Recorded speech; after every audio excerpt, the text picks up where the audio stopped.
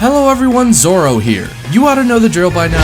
If my constant tweets and the previous video in the series weren't enough clues, I'm rewatching the entire Pokemon anime. Last year I shared my favorite episodes of the original series, and now, this time, I'd like to give you guys a warm welcome to the top 20 episodes of Pokemon Advanced Generation. I severely underestimated this series going in. There's so much to love here. It takes a lot of the elements from the original series and improves upon them, and there's also a ton of elements in here that would go on to become staples in the following series. One thing this series tried different from its predecessor was giving another character focus, and this took form in May. Getting to take a break from the gym battles to see her compete in the Pokemon contests was awesome, and since there was more time to dedicate to both of those two goals, there was a lot less of the notorious filler that Johto gets criticized for. All of these elements come together into something special, and while these few seasons aren't necessarily regarded as one of the fan favorites, AG is the most underrated series in my opinion. By the way, I'm sure that most of you watching know this already, but just in case you aren't that big of a Pokemon anime fan, the Advanced Generation, or Pokemon the series Ruby and Sapphire as it's known in the West, takes place over 4 seasons and 2 regions. The first 2.5 take place in Hoenn, while the last 1.5 take place in the Battle Frontier, which is in Kanto in the anime. It's still just one series though. This list was surprisingly more difficult to make than the previous one, because even though there are about 70 episodes less, the competition is a lot stiffer. There are not as many outright terrible episodes in this series, and because of that I had to think carefully about which ones would make the cut this time around. So like usual, I really don't have anything negative to say about these. Also, you probably get the idea by now, but once I finish the Diamond and Pearl series, I'm gonna go through my top 20 best of those episodes, so make sure you subscribe with a bell so you don't miss it. One more clarification, I plan on putting multiple episodes in some entries, but not entire arcs, just 2 parts that tell a single story. If you want to skip to the number 10 spot, you can use the chapters feature to skip to the top 10, but I don't recommend that obviously because I have some epic episodes to show off, so I'm gonna stop rambling and get started with the honorable mentions.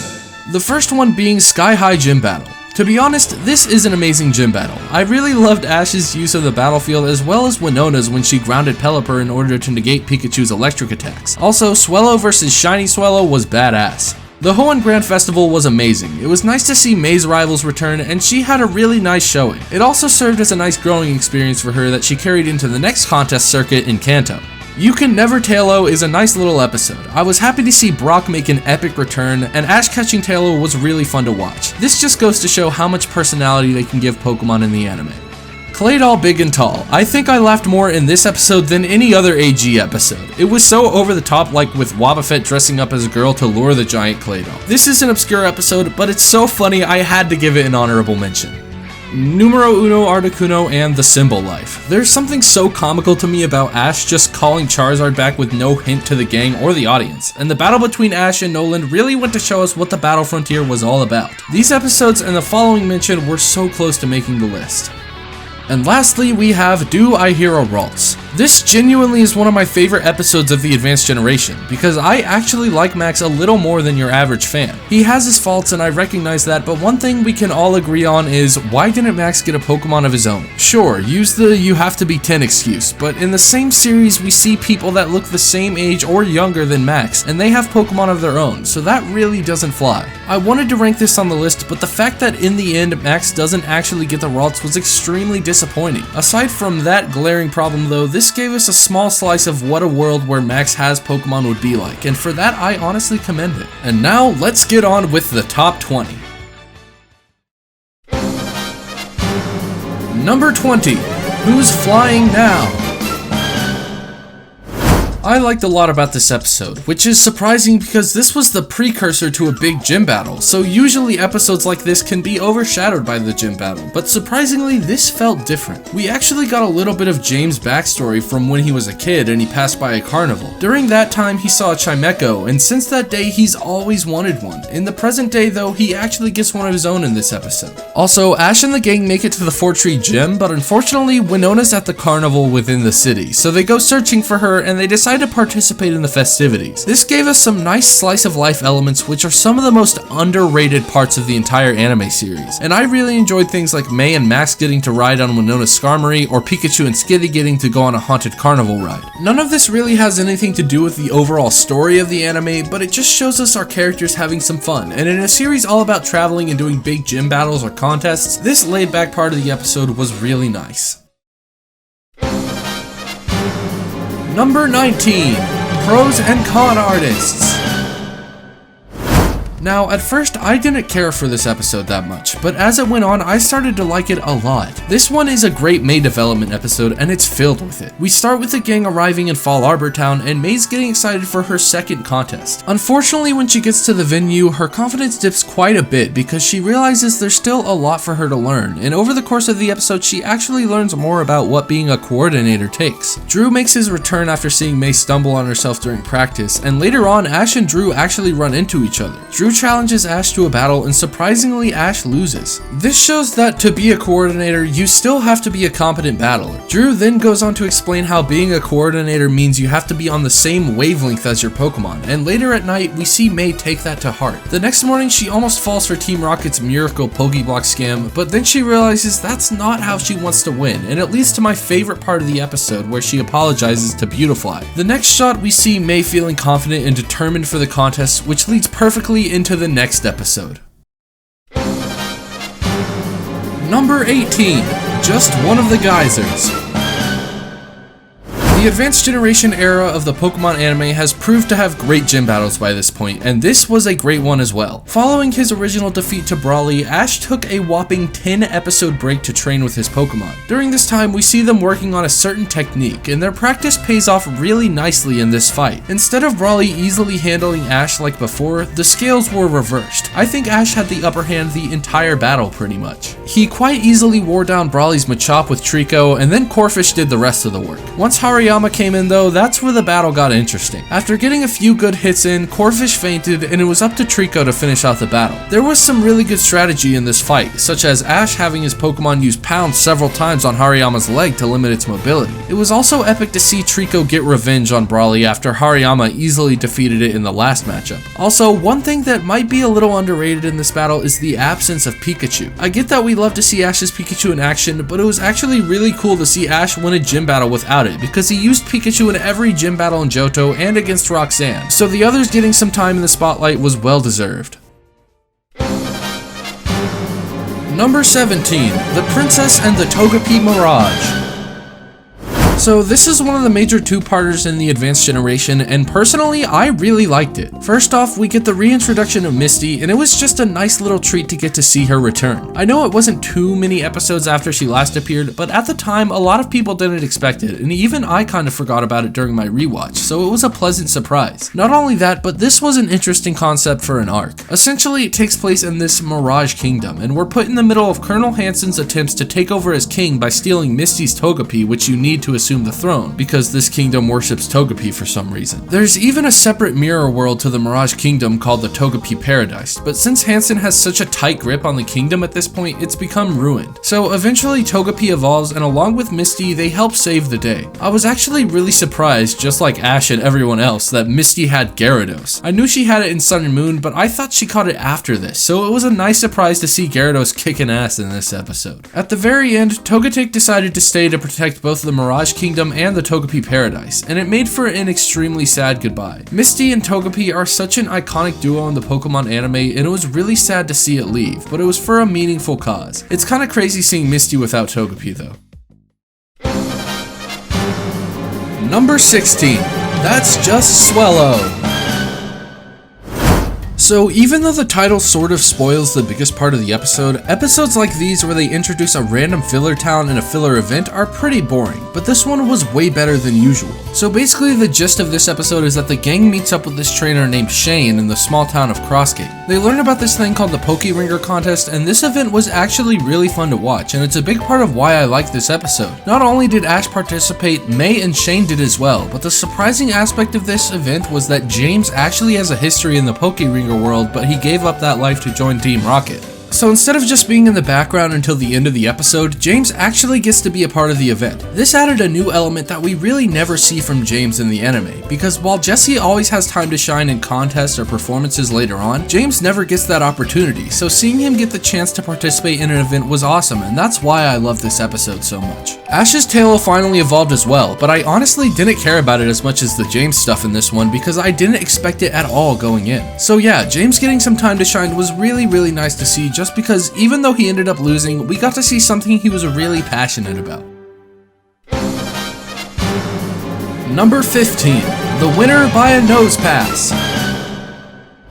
This was an amazing introduction to gym battles for this series in my opinion. Because of the fact that Ash has 16 badges and 2 leagues under his belt, he's easily a much more competent trainer than he was before this series, and that's shown perfectly in this episode. But this episode also gives us a perspective on how strong Pikachu is as well. Trico unfortunately doesn't do too well in this battle, and since it's a 2-on-2 fight, the entire gym battle is rested on Pikachu. This is where things get interesting, because it's a rock gym, which obviously puts Pikachu at a disadvantage. However, because of Pokemon anime logic, Roxanne's Geodude is easily beaten by Pikachu with a quick attack and Thunderbolt combination. Now, I get the complaints when people say that electric shouldn't affect ground types, but this brings up a whole different argument about how the anime is a lot different than the games. So I think that given the logic set forth by the anime, this goes to show how powerful Pikachu has become. Next up is Roxanne's Nose Pass, and Ash takes her off guard by having Pikachu use Iron Tail, which at this point, it looks like Pikachu has finally gotten the hang of it, but on the next attempt, it stops working. This adds a frantic element to the battle that tips it into Roxanne's favor for a moment, but the fact that Ash was able to bring it back at the end really is a testament to how confident of a trainer he's become at this point. The icing on the cake for this episode was May finally opening up to the gang about her wishes to become a Pokemon coordinator and not take on gyms, which solidified her goal for this journey.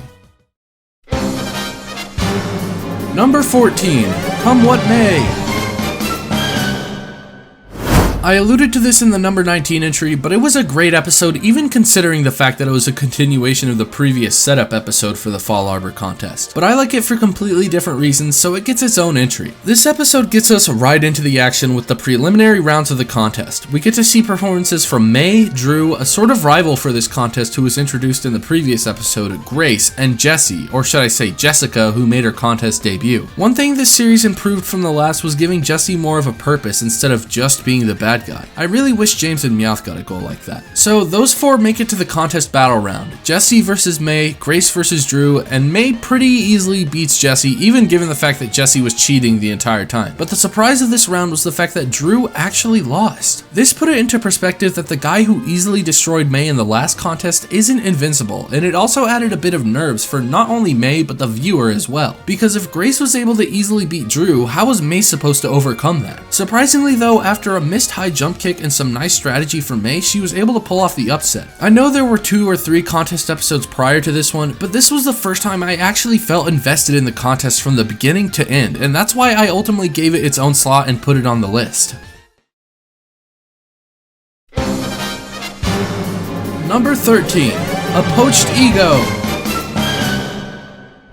Now, this is a pretty iconic episode because the main event that happened was Jessie and James releasing Arbok and Weezing. The reason this episode makes the list for me is because of the fact that it really does show us the good side of the Team Rocket trio. They're not really evil, they never have been, and that's shown off perfectly in this episode. Instead of Ash and the gang being the heroes of this episode, Team Rocket manages to save the day by stopping this poacher named Rico from stealing a bunch of Koffing and Ekans. I really liked the coordinated attack sequence they had on him, and the part where they released their Pokemon was bittersweet. Obviously, it was sad because, you know, these 2 Pokemon are iconic because of the anime, but it was really one of the best goodbyes in the show because Arbok and Weezing went out like heroes, saving the Koffing and Ekans. I honestly think this episode was something we desperately needed because Team Rocket was annoying in Johto, but this completely changed my perspective on them. It was just really nice to see the stereotypical bad guys do something heroic that nobody would expect. At the end, the sadness is slightly remedied because James caught a brand new Pokemon, Cacnea. As the old saying goes, one story ends and another begins.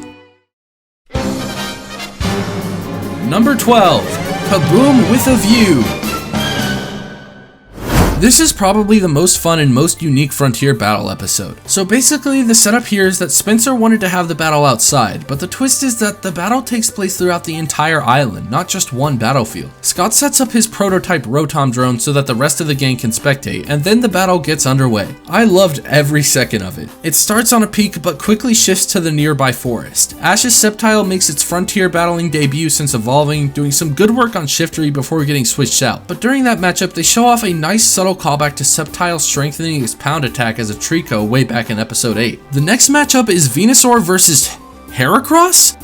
Heck yeah, without any setup or anything, Heracross randomly returns and I was so surprised. It was so random but obviously welcome. Unfortunately, it didn't get a win in this battle, but it was still cool to see nonetheless. While traveling towards the beach, Ash's Swallow manages to pick up a win against Venusaur, and Sceptile comes back to get the final victory. In the middle of the battle, there's a nice down-to-earth scene where they take a break and have a nice little talk about battling. Nothing too major, but it did give us some insight into Spencer's personality. I enjoyed it a lot. Number 11. Raiding Spaces. Brock doesn't really get many focus episodes in AG, and not only that, we rarely actually get to see Brock's family ever, so this episode was really fun to watch. The gang arrives at the Pewter Gym, and all of Brock's younger siblings are happy to see him. Unfortunately, his parents want a trip to Alola, which pisses Brock off, but after that, Brock gets to be reunited with all of his Pokemon from the original series like Crobat, Geodude, and apparently in Pokemon Chronicles, Brock had lent his Onix to his brother Forest, but off screen it had evolved, which is badass. Especially because soon after, Team Rocket summons the old school Gacha Machine, aka Delibird, and battle with a freaking Charizard and an Aggron. This leads to probably my favorite part of the episode, which was the multi-battle that Ash and Brock do against Jesse and James. Not only was the battle fun to watch, but it was the first time that I can remember Ash and Brock battling side by side. This was awesome to see, because yeah, Brock is an aspiring Pokemon breeder at this point, but he was still a gym leader at some point, so we get to see the gym leader side of Brock come out. Much like I said that the entire Battle Frontier was a love letter to anime fans at this point, this episode was a love letter to people who are fans of Brock. Number 10. All Things Bright and Beautifly. Now, I actually think that this was a perfect episode because of the two different goals that the writers set out to do when making it. On one hand, we get the introduction of Pokemon contests into the anime, and it was really nice to see May instantly get interested in them at the beginning. On the other hand, it also served to develop Ash and Pikachu by learning Iron Tail. Over the course of the episode, we see Pikachu start to learn it, and it doesn't fully get the hang of it at first, but it was nice to see the seeds being set for it. The main course of this episode was the May development though. They've pretty much been throwing us hints at this point into the series that May isn't too interested in gym battling like Ash, and this is seen numerous times. All throughout the contest, we see May become more and more interested and excited about contests, even joining the coordinator Janet to win the whole thing altogether. From then on, she proclaimed that she would join a contest herself someday, and I love that a lot. Number 9. Time Warp heals all wounds. So believe it or not, the only true major event that happens in this episode is May's egg hatching into Eevee, but to be honest, this is the part of the episode that I cared about the least, because there's a ton of thoughtful and unique qualities in this episode. It's a time travel story, and I'm a sucker for a good time travel story. An underrated part of this episode is the unlikely trio of May, her Squirtle, and Meowth taking the spotlight. Surprisingly, they managed to make these three have good chemistry together. Edna is the character of the day, and she's constantly awaiting her husband Jonathan at a train station, but he unfortunately died, and she was unable to reveal to him that she was pregnant. Later that night, Squirtle runs back to the train station, and the three manage to find Edna's locket that she lost and randomly travel back in time. It's not explained very well, but I'm not a critic, so I'll let it slide. Suddenly, they travel back in time and figure out that they're currently reliving the last day Edna saw her husband before he left on the train. Through a few different events, May has Squirtle create some snow to halt the train's travel, giving Edna just enough time to catch up and tell Jonathan the news, and he decides to stay. This was just super special to see. It combined my favorite sci-fi genre with a nice little romance story. It wasn't too big of an episode, but I, along with many others, will always love this episode. Number 8. Off the Unbeaten Path. So in the last top 20 and earlier in this video, I've expressed my overall love for slice of life elements in the Pokemon anime, and this episode is great for that. The gang gets to take part in the Pokemon Orienteering Stamp Rally. May uses Eevee, Brock uses Bonsly, Ash uses Pikachu of course, and Max actually gets to take part using May's Munchlax. Unlike some of the other episodes though, Team Rocket also participates in this event. James and Mime Jr. compete, as well as Jessie, who randomly has a Sneasel for some reason. Unfortunately for Jessie though, James steals most of her spotlight. I really really love his characterization in this episode. We get to see a lot of his personality shine when he's separate from the rest of the trio. Just getting to see him bond with his Pokemon was amazing, especially the moment where the two were sitting down to eat a snack and James accidentally breaks the cookie unevenly, but he offers the big half to Mime Jr. It's just subtle interactions like this that make me enjoy him as a character so much. I also really liked how Jessie and— oh wait, that's Meowth. Anyway, I liked how James turned down their offer to help him cheat to win. It shows that sometimes he just wants to let loose and have some fun without doing Team Rocket stuff. They easily could have had James get sucked back into Team Rocket stuff by the end, but he actually goes on to win the event legitimately. All this Team Rocket stuff doesn't take away from the last scene though. Max says that the gang never really gets much time to hang out with the Pokemon, which is the exact reason I love Slice of Life episodes. It's just down to earth, wholesome fun. Number 7. Sweet Baby James. Okay, I promise this is the last time I'll simp for James, but this is one of the most iconic episodes centered around him, and seeing as I like James, this was a shoo-in for the list. This episode starts with both Munchlax and Chimico getting sick, but luckily James' rich family's vacation home is nearby, so they go there. Ash and the gang see the same home in the distance and go there as well. I really appreciated them and the Rockets not going at each other at the beginning, and it was nice to see them work together in order to keep James' Team Rocket identity a secret from his family. In this episode, we get introduced to Mime Jr., who already is an adorable Pokemon, but the connection between it and James is instant. This episode just went to show how caring of a person James is in comparison to the other TR members. Speaking of which, no episode is perfect, and this episode honestly could have been 2 or even 3 episodes higher, but Jessie and Meowth wanted to steal stuff. It was annoying, but back to the good stuff. James actually fighting against Jessie and Meowth was really cool to see. I love James, man, and this moment showed that he was willing to side with the good guys even against his own teammates. By the end, James has to say goodbye to his Chimico, as it needs to stay with his grandparents in order to get better. This was so sad. Chimico was the Pokemon James had always wanted as a kid, and he finally got it in Hoenn, only for him to have to say goodbye like this. If the anime actually cared about James, maybe we could see it return in the future. Before they part, James tells the truth about him being in Team Rocket to his family. It was really nice to see him do that, and he got to catch my favorite Rocketmon, Mime Jr. This is the best James episode in AG. Number 6. Gathering the Gang of 4.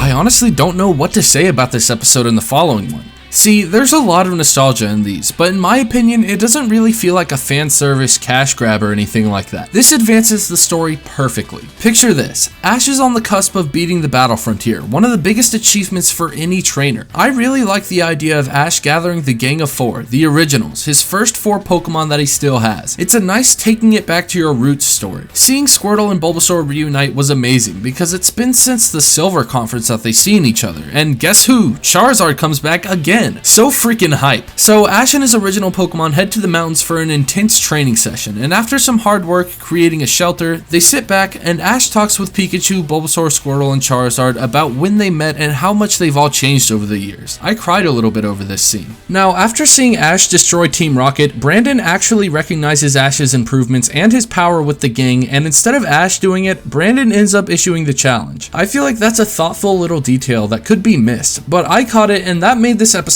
better to me. The battle starts with Charizard versus Dusclops, and surprisingly, Charizard goes down. I understand that this kinda sucks, especially because last time it was there, it defeated Articuno, but I get why they did this. Charizard got his time to shine in that battle, so losing here is okay in my opinion. Next up, Bulbasaur takes over, and he comes out with a bang, taking out Dusclops relatively easily. This proves to us that Bulbasaur is one of Ash's strongest Pokemon. Ash decides to swap Squirtle in to take on Ninjask, and comes out with a win. I really love the strategies in that matchup. Unfortunately, Squirtle is taken out afterwards by Solrock, and Bulbasaur heads back in to take care of business. One epic Solar Beam clash and that matchup was over. It ended in a tie. Amazing display from the Kanto starters, and now Pikachu came in to wrap it up against Regice. This matchup showed off Ash's strategy, Pikachu's battling prowess, and his endurance. He withstood so much from Regice, and I really liked the strategy Brandon had of trapping Pikachu in ice and then using Rest to stop Pikachu from hitting it while it was asleep. In the end, Ash obviously came out with the victory. Great job, Ash, and with that, he was offered the chance of a lifetime to become a Frontier Brain. Imagine having that kind of opportunity and turning it down. That is a power move. In the end, Ash has to part ways with his original friends. What a great ending to Ash's Battle Frontier challenge.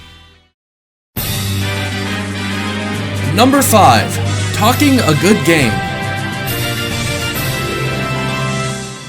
So, a bit of info about me, I'm a bit of an ability shipper, not gonna lie, and these are the episodes that made me like that ship. This was the introduction and, unfortunately, last appearance of Salon Maiden Annabelle, but when she debuts, they do a really good job at showing us what her abilities are. She can telepathically talk to Pokemon, which sets up a perfect goal for Ash to overcome in these 2 episodes. Since she's able to give commands without shouting them out, Ash isn't able to properly form a counter strategy against her attacks, and that's what happens. Annabelle pretty much destroys Ash. He gains a little momentum at the end by taking out Alakazam with Pikachu, but that was it. I do want to say though, how freaking awesome is it that in AG, Ash can randomly bring back Tauros of all Pokemon so nonchalantly. I love that type of continuity, and not only that, we actually get a little training montage and Tauros takes part. Not to gas up Tauros or anything, but I just thought that was cool. After some more training specifically for the purpose of Ash trying to command his Pokemon telepathically, Annabelle helps him out, which makes for some nice shipping moments, I'll say that, and then it was finally time for the rematch. Automatically, Ash seems more in sync with his Pokemon.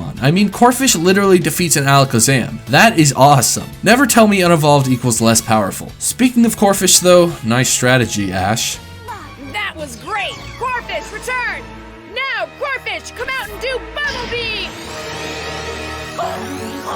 Tauros goes on to tie with Metagross, which was a badass fight, and then it's time for Ash to defeat Espeon, and who better to show off a trainer in Pokemon's bond than Ash and Pikachu. Ash picks up a win in an impressive battle and wins his simple. Now I know some may disagree with me putting this as my favorite Frontier battle, but I gotta say I love the storyline and I felt that Annabelle is the Frontier brain with the most personality. It's also really cool what they set out to do, you know, not confirmed, but this seems like the spiritual equivalent to the epic psychic trainer that we never really got in Kanto. That puts it up a few notches for me, and that's why it ultimately became my favorite Frontier battle.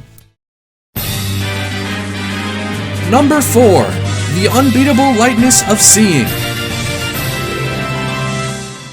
In this episode, I finally noticed a big similarity between Ash and Gary's rivalry as well as May and Drew's rivalry. It starts off with Beautifly and Skitty randomly just being back and she starts practicing with them, but there's something irking her that she just can't pinpoint what it is. Ash and her talk for a bit, but later on Drew returns and he and May have an extremely special heart-to-heart conversation, which really went to show how much their relationship has evolved from being bitter rivals like Ash and Gary to being friends that can respect each other. The two have a fun battle and Drew won even though he had lost to May a few episodes before this. Later that evening, Drew and May have another talk and Harley appears. This is when May decides to go to Johto, but she doesn't reveal it yet. Professor Oak returns as well, and he brought a gift from all of Ash's Pokemon and a gift from Gary and Misty. Gary gives Ash a postcard from Sinnoh, which leads into a nice scene of Gary inspiring Ash in the metaverse.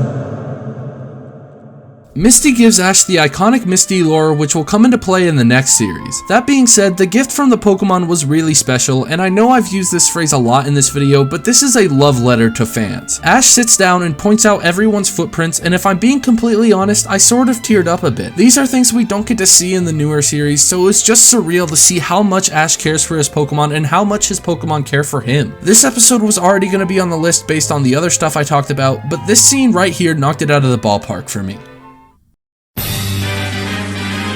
Number 3. The Kanto Grand Festival.